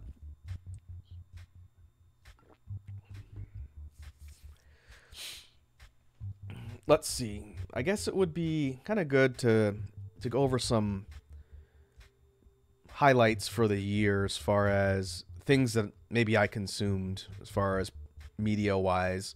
We talked about the games I played, and the vast majority of the stuff I played this year was on stream as part of content. But I could take some time to talk about things that I may have been looking at or consuming off stream, just as kind of like an informal recommendation thing for you folks. And there's some stuff I could talk about, so maybe I'll go through that for a bit before we start getting close to the end of the wrap up for 2023. And so thinking about media, I'm not really a movies person. I don't watch a lot of movies, so I can't really speak on like big movies that have come out and things to recommend there. Same thing goes for TV shows. I don't have TV where I live, so I don't watch things on regular or cable TV. I watch a lot of shows online. I don't have Netflix either, but I used to watch stuff when I had access to Netflix. Most of the stuff I watch is on YouTube. I'm sure that's not a surprise. But music-wise, I guess I could talk a little bit about some of the music stuff that I've checked out over the last year. I'm sure it's, again, no surprise to all you folks considering how often I talk about music, but I'm a big user of Spotify. I use Spotify every day for just general day-to-day purposes and in general for music stuff. And this year, I got introduced to a band that I've talked about at least once. I think I talked about it during Halloween because it came up. But I got introduced to a band that I've been hearing a lot of buzz about, but I just hadn't got a chance at checking out. And I know Iconic heard me talk about this because I think he said his brother listens to this band as well. But as far as the recommendation for a band I checked out this year, Capri Sun says, how do I change the font on my laptop, the color? I don't remember what the command is. Yeah, you're better off just Googling it and seeing. But anyway, the band that I got to check out and got really into is a metal band called Sleep Token. And I'd mentioned it because one of the tracks that we did for Halloween is very kind of similar in style to something Sleep Token would do. And again, I've been hearing about these guys for a while, but I never really checked them out. Just hadn't had the time. Nothing really crossed my path. And I finally did a deep dive and checked them out because they released a new album this year. Came out in the spring-ish. And the album is called Take Me Back to Eden. And what was it, like May? I want to say it was like spring. I don't know exactly. I didn't hear the album when it came out. I started listening to Sleep Token like right at the end of summer. And it was just, I think some of the videos for the songs off said new album were in my feed, and they finally got around to watching them because I listen to a lot of metal. I think I've mentioned that before. I'm a big fan of metal of many types and hard rock, and everyone kept saying, check out Sleep Token, they're a really unique take on metal. I said, okay, fine, I'll take a look. And so I checked out the album, Take Me Back to Eden. That is my favorite album of the year. And Sleep Token is my artist of the year. I don't know if it reflects in my Spotify streams. Probably does. But I was really surprised when I listened to them, because the first song I listened to, and a good one to introduce anyone to the band, I think it's The Summoning. It's the second track off of Take Me Back to Eden. Capri Sun, I don't know if that's the one that has the most streams. Considering that's the one people tend to see first, it might be The Summoning. But Sleep Token is a metal band, and they incorporate elements of progressive metal, a little bit of electronic R&B, and kind of indie pop to their sound. It's very diverse, which is what caught my ear, because I've listened to a lot of, you know, standard heavy metal, like the classics. I've listened to a lot of power metal, which is my favorite metal genre, like power symphonic metal, a little bit of melodic death metal, a little bit of metalcore. I'm not really a big fan of black metal so much, but Sleep Token is kind of unique in their sound. They're not the only ones to do stuff like that, but the tracks incorporate styles really well and seamlessly. So you're not just getting heavy. You know, you might be getting heavy, but then all of a sudden the breakdowns in the middle switch to like a more electronic or R&B type sound. And the lead singer, Vessel, has a pretty interesting vocal style. It's kind of a unique voice. This band is it's a British band. But they're very, very stylistically unique and very competent musically too. In addition to the vocalist, the drummer, whose name is 2, like the Roman numeral 2, his drumming is insane. One of the most technically skilled drummers I've heard. And then all of the rest of the instrumentalists. Sleep Token is kind of a lore band. You can't see what the members look like. They all have costumes. Kind of, I don't want to say like directly like Slipknot, but a similar example where it's like a visual and costume element to their overall lore. Like they don't have names. It's not Bob Smith. It's, you know, this is the person's stage name for the different band members. But their look is kind of interesting. And so far, Sleep Token has released 3 albums. The first one is called Sundowning. The second was called This Place Will Become Your Tomb. And the third one was called Take Me Back to Eden. And all 3 albums are really, really good. I listened to Take Me Back to Eden first, then I went back and listened to the older ones. I think my favorites in order would be Take Me Back to Eden, then Sundowning, then This Place Will Become Your Tomb. But all really interesting integrations of all these different types of styles. If you're at all curious about Sleep Token, I recommend you go to Take Me Back to Eden and listen to it start to finish. If you want to get a sample, maybe start with The Summoning. But if you want to actually deep dive into the band, go to that album, listen to the first song. It's called Chokehold, and listen to it start to finish. And then it gives you a really interesting progression and feel for like the themes and like kind of the emotional beats. It's one of the few albums I like to listen to top to bottom, just whenever I'm listening to the album. Some songs I like more than others, but overall it's a really interesting experience from start to finish. And then, you know, if you dig the stuff that's in Take Me Back to Eden, then I recommend going back to the other albums and listening to kind of hear the progression, because they're kind of thematically connected. It's not so much like a lore connection, but they're thematically connected between the 3. Like the third one has callbacks in some of its songs to tracks in the first one, which is kind of cool. But yeah, in general, I've been hearing about this band for years, and I just never really checked them out. They really kind of blew up in 2023 with Take Me Back to Eden, just because some of the songs kind of were going viral on reaction YouTube. People saying, hey, there's this weird metal band that everyone's talking about. I'm going to react to their stuff, and people really liked it. And so I think Sleep Token really blew up this year and got a lot of exposure. I kind of got into them right after they were doing a show in my city, which really made me upset, because had I started listening to them a month before, I would have been at that show. So I definitely want to check them out, because their live shows are really impressive as well. From what I've seen, they do a really good job live. And I'll have to wait till they come back to the West Coast to be able to see them. But yeah, music-wise, if I were to do like a wrap-up of best musical artist and album of the year, it would definitely be Sleep Token, Take Me Back to Eden, which is kind of something I've been hearing from other people too, which is weird because I came to that conclusion on my own. But if you folks end up checking out the band or want some insight further, feel free to let me know. I don't want to just sit here and sound like I'm gushing, but it really was one of my most interesting finds in this last year, music-wise. In gaming, it is really difficult for me to pick out a game of the year.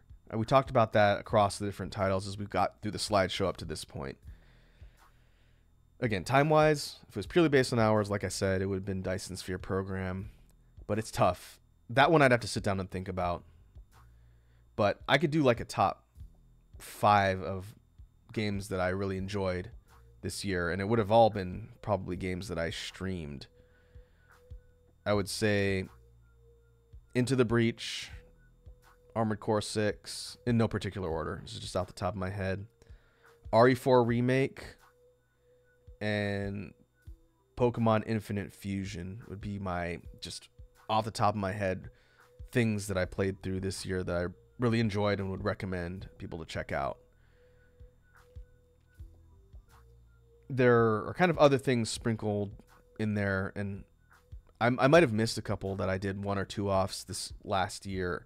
I went through my archives and tried to pick out all the games that I know I streamed and put them into the slideshow we covered here on the wrap-up.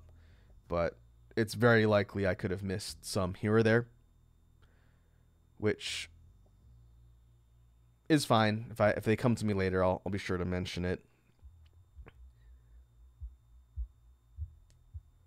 But for next year, we'll definitely have to see what's on the release calendar. I got to go check and see what's even coming out next year. Hey, Ryura's here. What's up, Ryura?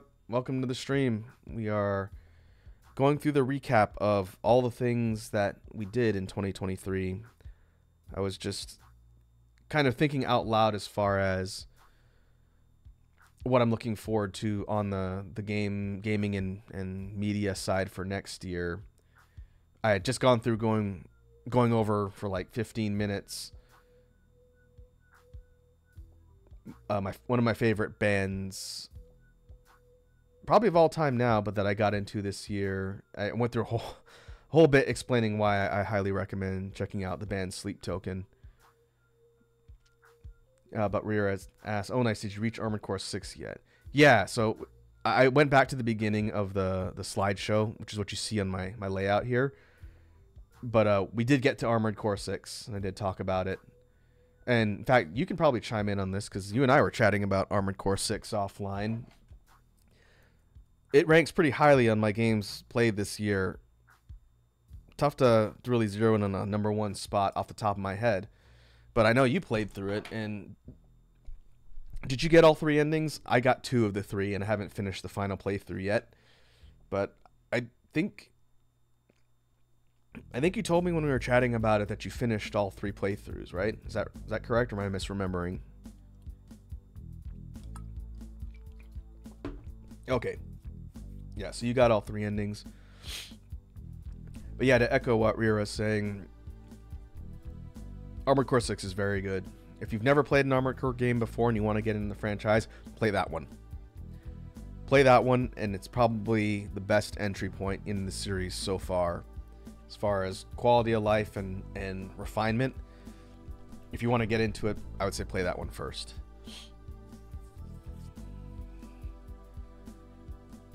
Other things that would be in the running for like standout gameplay of the year, it's tough. I would say Pokemon Infinite Fusion is probably high up there. I'm not done with it yet, but just in the amount of time I've spent so far and how interesting and creative the game is. We talked about Infinite Fusion earlier on when we got to it in the slideshow. It was like the 4th to last slide. But between just playing through the game with all of you folks and then also getting into the content creation side of designing new horrible monstrosities for the game, that was one thing that I really enjoyed. And we're definitely going to be playing it all into next year. I don't know how long it's going to take before I officially beat Infinite Fusion, but I want to say we've been playing it for like 40 hours. It's been a while. I can kind of quickly show you what we were talking about. We started with Armored Core 4 Answer. Mixed in here, in addition to just games I streamed. And you could see in the archive when this goes up after the stream as well. I went through a mix of games and project stuff that came out that I consider highlights of the year. Another thing, I didn't put this in the stream, but I probably should have. Another big highlight of the year that I completely forgot to mention was Extra Life. That was back in September, end of August, September. The big fundraising event that Wazzy and Matt put on with the Toxicure Cinematic Universe. That was back in September, and that was a big deal. Another one of my highlights of the year was getting to participate in Extra Life this year as an active contributor, not just someone consuming the streams and sitting there with everybody else. For those who don't know what I'm talking about or maybe weren't there, for Extra Life this year, I got to travel up to Canada to Wazzy and Matt's house where they did the event. And I got to actually participate in the event live, along with the rest of our friends in the Toxicure affiliate corporation. And so I got to meet some folks that I've talked to a lot, but have never met in person. And in addition to my traveling up there, Ramen and Kat, Draconi Cat, came up from the States. And we all converged on northern Canada. And we're staying in the area, pretty close to where Wazzy and Matt live. I'm not going to give too many specifics because I don't want to dox them. But we were up there in the area so we could just pop down to their house and participate in the streaming events for the weekend. And it was a lot of fun. It was a lot of work, but it was fun getting a chance to hang out and then work towards raising money for the Alberta Children's Hospital. And they did pretty well. I need to go check and see what their total is now, because I think it keeps going to the end of the calendar year. But with a lofty goal of 10 grand, I think they got around 8. So that was as of the event. So I wonder what the total is now. I could pull it up and see. I thought Matt said that it cuts off. Yeah, it cuts off at the calendar.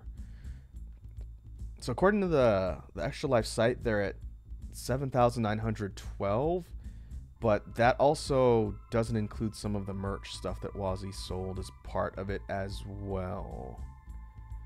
So I think they've passed 8 grand in US dollars. And then when things click over next year, it will start over from 0. And the overall content schedule is going to be different. They're not doing a focused event next year. It's going to be spread throughout the year. And I know Matt's working on that right now. So as soon as he starts getting that stuff together, I'll probably ask him if he wants to collab on some things for the Extra Life events. It's all going to be online via streaming, but I know he's looking at doing a couple things, so I would say stay tuned and see what kind of stuff comes out as far as what the Toxicure brand has in store for Extra Life in next year. Preson says, yeah, were you at this street or was it the other street? It was neither. I was actually at that street. I wasn't at this street or the other street. I was at that street. So you were close.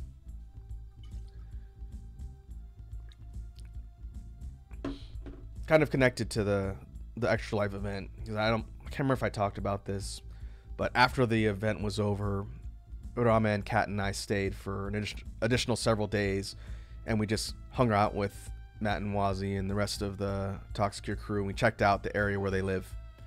So we got to go run around and check out stuff there, which is pretty cool.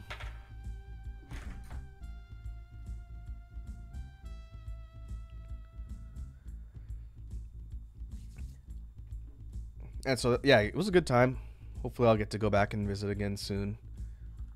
I told Wazzy and Matt they need to come down to America Land where I live, and I can show them around where I'm at. I know they've been to Jersey to visit Banani and Froggy. I think they were there for a Fall Out Boy concert. So they've been around the States before, but they haven't been over where I'm at on the West Coast of unspecified West Coast, north of LA. This is as much as I'm going to tell you about where I live. But yeah, we'll see. We'll see what happens next year.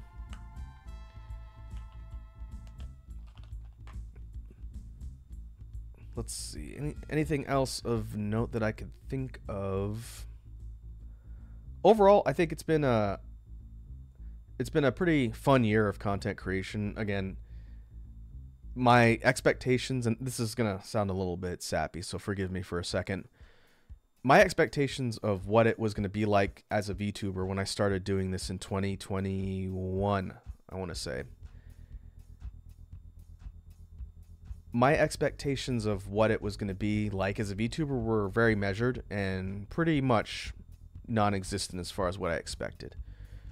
It's very difficult to just start being a VTuber and achieve lots of success and make lots of money and all that. It's a grind. When I started doing this, oh, I see. Not ignore the chat. Freesun says you live in Pennsylvania, right? Yeah, that's pretty close to north of LA. Lava King says, wait, Banana and Frog in the same state? Yeah, man, they live together. They live in the same physical location, same house, because they're getting married at some point next year. They got engaged this last year, Brisson. They haven't set a date for their wedding as far as I know, but I think it's going to be in 24. I'm not sure. Hasn't happened yet, no. They got engaged this last year. I told them let me know once they put their marriage registry online so I can buy them a wedding gift. But anyway, what I was saying was becoming a VTuber is difficult, especially now. When I started, the overall market for VTubers was getting pretty big. Lots of people getting into it. A lot of people breaking out and getting really big, and other people all along the spectrum of success.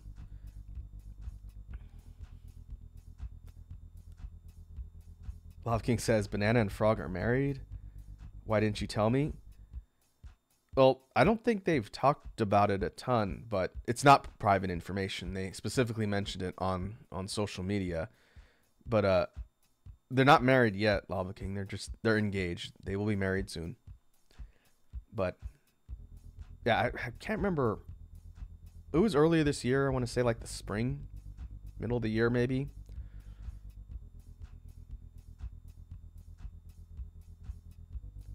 But yeah, I guess stay tuned for more news on that. Anyway, let me try and finish my point up without rambling. I saw a lot of stories before I became a VTuber of people who had lofty goals for getting into content creation, with the goals of, you know, getting 50,000 or like a million subscribers on YouTube, or like, you know, hundreds or thousands of subscribers on Twitch, and getting a big audience and, you know, becoming really famous, right? I saw a lot of people who wanted to get into VTubing for those reasons and got discouraged in the first year to 6 months because they didn't reach those goals. And knowing that was a risk, I decided, you know, I'm not getting into VTubing for fame. I wanted to be able to get into content creation so that I'd have a place to create the things that I find interesting to create, while also trying to grow a community of people that I could share the stuff I create with.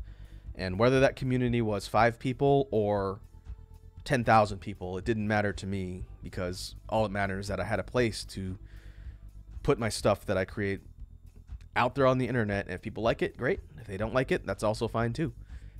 And to that end, I started streaming on YouTube, not really having a plan, just knowing the type of stuff I wanted to make. And I said, I'm just going to do it, and we'll see what happens. If a year goes by and it doesn't work out, okay, then I'll do something else. But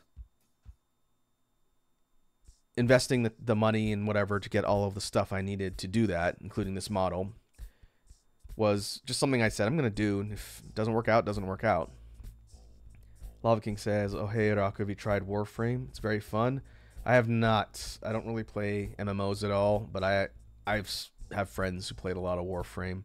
It looks cool, but I don't have the time to play a game like that, man. It'd be a time hole and time and resource hole.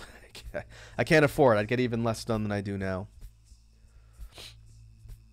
But anyway, again, trying to get to my point.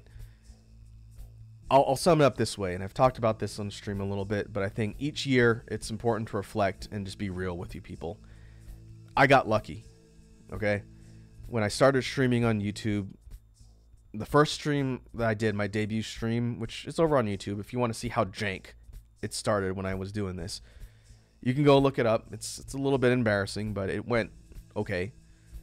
There was a couple people who just happened upon my stream and showed up, and they hung out. And some of them are still around to this day. Like, Edward pops in and out. He was one of the first people to stop by my streams, and he decided to stick around, which is very cool. But I got lucky in that I just happened to cross paths with Wazzy by pure happenstance. I think I've told the story about how I started interacting with her, but for people who haven't heard it, I'll just recap it real quickly. I didn't know Wazzy prior to becoming a VTuber, all right? I had never seen her work for Toxicure. I'd never talked to her or anybody she knows before I started streaming. The only reason why I know her now is because she found one of the archives of one of my jam streams that I did on YouTube. It was earlier on when I started messing around with the loop station and recording stuff and making beats. And she left me a comment out of the blue and just said, hey, I've never seen this before, but your jam streams are really good background music. Keep up the good work. Something like that. It's stupid, I know, but I saved the comment just so that she couldn't delete it and claim she never made it later. But she left me a really nice comment, and this was when I was just starting out within the first month or so. And I was purely expecting to get, random trolls or haters or something, as a VTuber. And one of the first comments I got was this just nice comment from a complete stranger. Right? I said, oh, that's really nice. So I don't know anything about this person, but I'm going to go take a look at their work and see what they're about. Maybe they're a terrible human being and they're just leaving me a nice comment to troll me. I don't know. So I went over to her channel, checked out her shorts, and found them really entertaining. And it was through all of that I found her streams. And so some of you who've been around a bit maybe remember, maybe you don't, but sometime around late 2021, after I started streaming, I started hanging out over on the Toxicure streams just to get a feel for what the community was like, because I said, oh, there's a community, and what the content was like. And I hung out on Wazzy's art streams and her gaming streams and watched as her community members made her put on swear timers and all that and the chaos, and it was really cool. And then from there, again, this is a long origin story, but at some point, as I was working on grinding for just my streams on YouTube, some of the Toxicure community started coming over to my streams on YouTube and hanging out. In fact, I think most of you that I talk to on a regular basis here on stream and on Discord and whatnot, I met through Wazzy streams. Not everybody. There's some folks here who just happened upon my Twitch stuff when I switched over to Twitch. But on YouTube, when I was still over there, people started coming over and hanging out. People I knew from the Wazzy streams. And that was really cool. Because, again, starting from scratch, not having an audience, and all of a sudden people are coming over saying, hey, you seem cool. I'm going to watch your content too.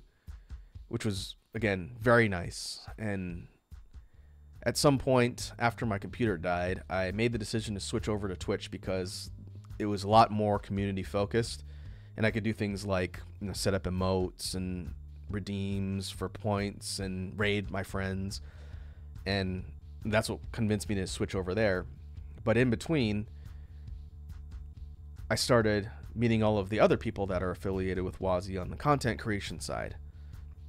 So obviously I got to know Matt a little bit. I got to know Wazzy directly because I hired her. The first time we ever spoke was when I DM'd her on Twitter and I said, hey, I've been hanging out in your streams. You probably remember my name, or maybe you don't, but I've been hanging out in your streams and I was wondering if you'd like to animate an intro screen for me. And so she said yeah, and then we got to talking, and that's how I got the loading screen that you folks see whenever I start my streams. That was animated by Wazzy. And in talking to her, I got to know her better, and then I was introduced to all of the Toxicure affiliated people that are out there in content creation that you see on streams. Folks like Froggy, Banani, Pwups, Bits, Ramen, Cat, Takuno, Reina, all these folks that pop up here or there or show up for things like Extra Life, I got to meet just because of this chance encounter with a random decently sized YouTuber who left me a nice comment. And as a result, I'm able to continue to stream and enjoy what I'm doing. And I have a community of all of you folks who tune in and hang out and I get to talk to. And that's just luck. Everything worked out just by sheer luck. And in case I don't say it often, which again, I don't like to be mushy and sappy on stream, but I'm really grateful for all the things that you folks have done over these last couple years. And it's been a great experience building the community for the Space Bees and getting a chance to share the stuff that I want to make with all of you. So thank you. Thank you for just being around. I'm not saying you have to be a paid subscriber or donate money or buy merch or anything like that. Just hanging out, engaging with the community, and being cool to each other is all I can really ask. And you folks have all done that. And so to tie up this whole sappy backstory, again, not just in 2023, but in general, I'm incredibly grateful for all the support you folks have shown. And it's really you guys that motivate me to want to continue to create and do things and put stuff on the internet. And that's not an opportunity everybody gets, but it came down to luck.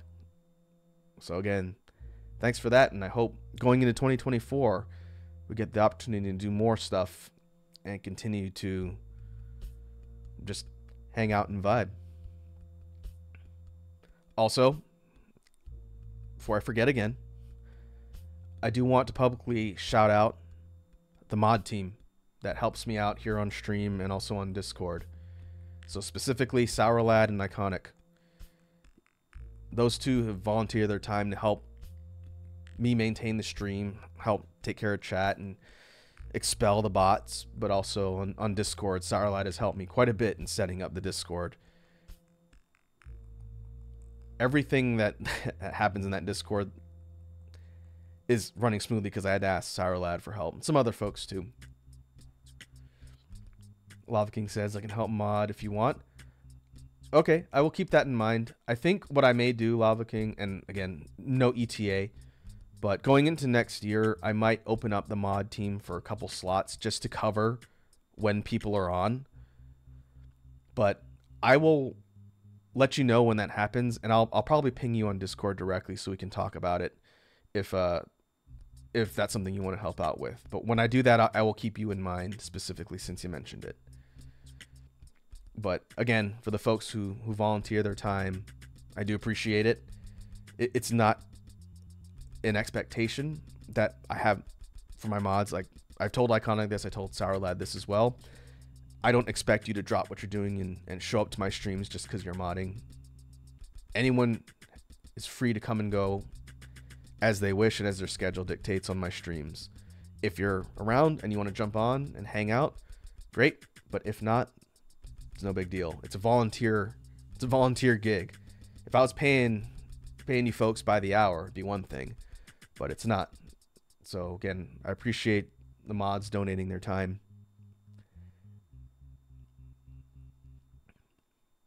But I think that's everything. I wanted to make sure and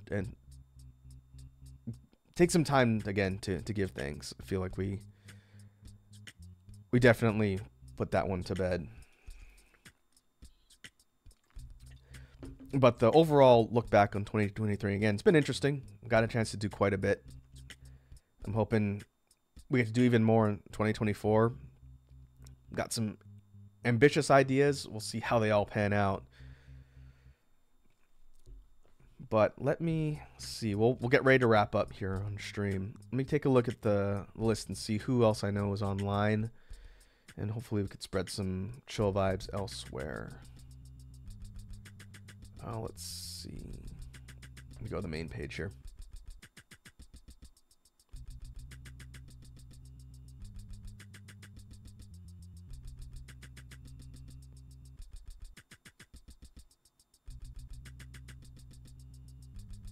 I see Mycelia Corpus is online.